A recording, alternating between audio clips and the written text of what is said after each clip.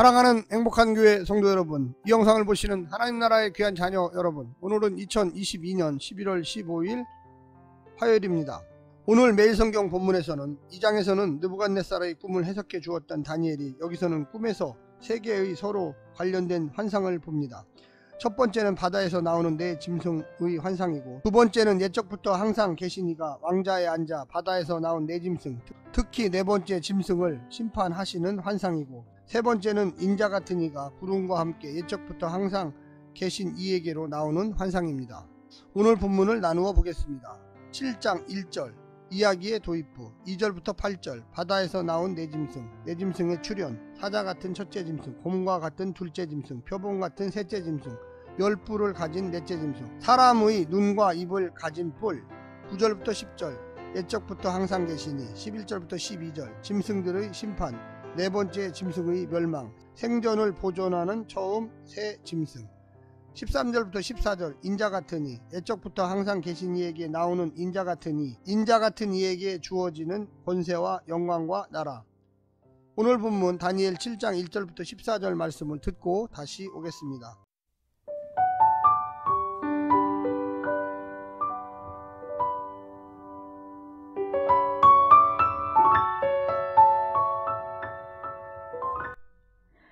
다니엘 7장. 바벨론 벨사살 왕 원년에 다니엘이 그의 침상에서 꿈을 꾸며 머릿속으로 환상을 받고 그 꿈을 기록하며 그 일의 대략을 진술하니라. 다니엘이 진술하여 이르되, 내가 밤에 환상을 보았는데 하늘에 네 바람이 큰 바다로 몰려 불더니 큰 짐승 넷이 바다에서 나왔는데 그 모양이 각각 다르더라. 첫째는 사자와 같은데 독수리의 날개가 있더니 내가 보는 중에 그 날개가 뽑혔고, 또 땅에서 들려서 사람처럼 두 발로 서게 함을 받았으며 또 사람의 마음을 받았더라. 또 보니 다른 짐승 곧 둘째는 곰과 같은데 그것이 몸 한쪽을 들었고 그 입의 이 사이에는 새 갈빗대가 물렸는데 그것에게 말하는 자들이 있어 이르기를 일어나서 많은 고기를 먹으라 하였더라. 그 후에 내가 또 본즉 다른 짐승 곧 표범과 같은 것이 있는데 그 등에는 새의 날개 넷이 있고 그 짐승에게 또 머리 넷이 있으며 권세를 받았더라.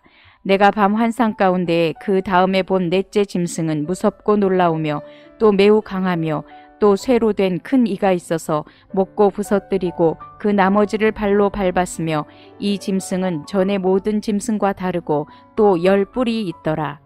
내가 그 뿔을 유심히 보는 중에 다른 작은 뿔이 그 사이에서 나더니 첫 번째 뿔 중에 셋이 그 앞에서 뿌리까지 뽑혔으며 이 작은 뿔에는 사람의 눈 같은 눈둘이 있고 또 입이 있어 큰 말을 하였더라.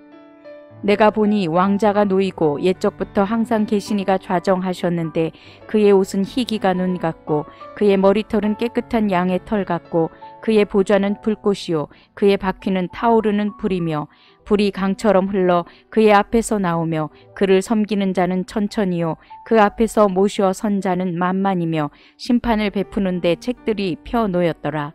그때 내가 작은 뿔이 말하는 큰 목소리로 말미암아 주목하여 보는 사이에 짐승이 죽임을 당하고 그의 시체가 상한 바 되어 타오르는 불에 던져졌으며 그 남은 짐승들은 그의 권세를 빼앗겼으나 그 생명은 보존되어 정한 시기가 이르기를 기다리게 되었더라. 내가 또 밤 환상 중에 보니 인자 같은 이가 하늘 구름을 타고 와서 옛적부터 항상 계신 이에게 나아가 그 앞으로 인도되매 그에게 권세와 영광과 나라를 주고 모든 백성과 나라들과 다른 언어를 말하는 모든 자들이 그를 섬기게 하였으니 그의 권세는 소멸되지 아니하는 영원한 권세요 그의 나라는 멸망하지 아니할 것이니라.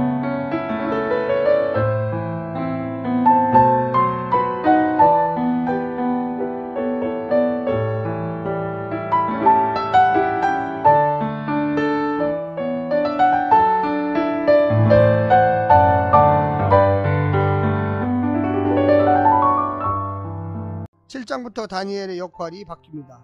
다니엘서 전반부의 다니엘은 대체로 지혜자의 모습이었습니다. 그는 바벨론 왕 느부갓네살이 꾼 꿈과 그의 아들 벨사살이 본 글자를 해석해 줍니다. 후반부의 다니엘은 더 이상 지혜자가 아니라 환상가로 등장합니다. 특이하게도 다니엘은 환상을 보지만 해석하지는 못합니다. 그는 천상적 존재, 천사의 도움을 받아 환상의 의미를 깨닫습니다. 환상의 해석자를 필요로 한다는 점에서 다니엘은 이스라엘의 전통적인 예언자상에서 일부 벗어났습니다. 일반적으로 해석이 필요한 때는 하나님께서 직접 환상의 의미를 알려주십니다. 환상을 해석해주는 천상적 존재는 포로기 이후의 예언서에 등장하기 시작합니다. 에스겔 40장부터 44장에서 에스겔은 모양이 녹과 같이 빛난 사람의 인도를 받아 새로운 성전의 모형도를 보고 스가랴 1장 7절부터 6장 8절에서 천사가 스가랴의 보는 것을 해석해 줍니다. 세상을 통치하시지만 세상으로부터 영향을 받지 않으시는 하나님의 초월성이 강조되면서 나타난 신학적 현상들 가운데 하나입니다. 오늘 본문을 세 부분으로 나누어 자세히 설명드리겠습니다. 첫 번째, 내 짐승의 통치. 내 짐승의 통치는 폭력적이고 파괴적입니다. 야수성과 인간성을 겸비한 첫째 짐승, 사욕과 파괴만을 아는 둘째 짐승, 내 머리를 가진 셋째 짐승, 무섭고 놀랍고 강인하고 잔인한 넷째 짐승이 차례로 역사를 주관합니다. 특히 넷째 짐승에서 나온 작은 뿔은 신성 모독적인 언동을 일삼는 극악한 권력자입니다. 이것이 이 세상의 현실입니다. 아무도 스스로 이 짐승의 통치를 거부할 수 없고 그 가운데서 구원을 받을 수 없습니다. 세상은 우리 혼자 상대할 수 없습니다. 동시에 세상의 권세는 영원하지도 않습니다. 스스로 먹고 먹히면서 오늘의 번성을 허망하게 만듭니다. 이것이 자신들 위해 참 권세가 있는 줄을 끝내 모르는 자들의 운명입니다. 두 번째, 짐승의 심판. 하지만 짐승들의 통치는 오래가지 못할 것입니다. 그들에게는 반드시 끝이 있습니다. 다니엘은 짐승들에 대한 천상의 심판 장면을 이상으로 봅니다. 하늘 재판정에는 보좌에 앉으신 하나님이 계십니다. 그런 중에도 작은 뿔의 조롱은 그치지 않습니다. 새 짐승들은 권세만 빼앗기고 정한 시기에 회복될 희망을 갖지만 마지막 짐승은 죽임을 당하여 타오르는 불에 던져졌습니다. 세상이 아무리 기세등등해도 하나님은 이길 수 없습니다. 그런데 어쩌랴, 이 심판이 하나님에게서 온 줄을 모르고 또 전복과 역전과 반란을 꿈꾸니 말입니다. 하나님의 심판은 의의 손을 통해서가 아니라 그들의 탐욕을 통하여 이루십니다. 그러니 악한 자의 통치에 속상해하되 낙심하지는 말아야 할 일입니다. 마지막 세 번째는 인자의 통치입니다.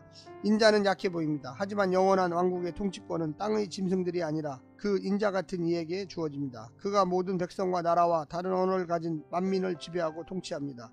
그의 강림은 땅의 야수적 세력을 분쇄하는 결정적 계기가 됩니다. 예수님은 그 인자가 바로 자신이라고 말씀하십니다. 온 세상을 구원하고 심판하여 하나님 나라를 이루기 위해 오신 왕이십니다.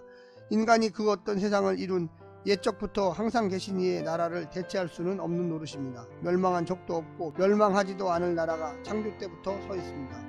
믿음은 다른 것이 아니라 그 나라를 믿는 것이요 참여하는 것이요 소망하는 것입니다.